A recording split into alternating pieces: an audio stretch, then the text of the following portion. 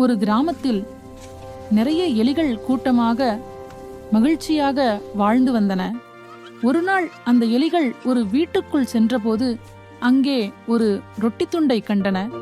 சில எலிகள் அந்த ரொட்டி துண்டை ருசித்து சந்தோஷமாக சாப்பிடத் தொடங்கின. அப்போது திடீரென்று அங்கொரு பூனை வந்தது.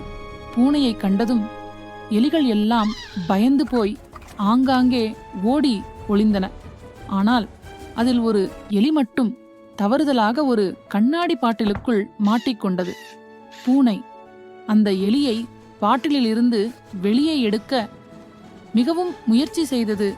பாட்டிலை தள்ளியது, உருட்டியது. ஆனால் எலியை வெளியே எடுக்க முடியவில்லை. பூனை வேறு எதுவும் முயற்சி செய்து எலியை வெளியே எடுக்க அங்கிருந்து சென்றது.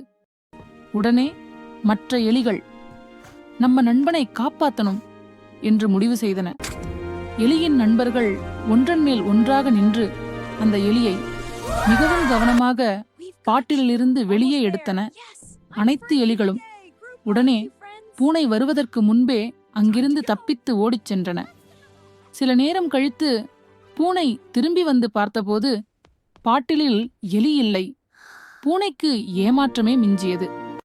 இதிலிருந்து நாம் என்ன கற்றுக்கொள்கிறோம்? ஒற்றுமையாக இருந்தால் எந்த ஆபத்தையும் வெல்லலாம்.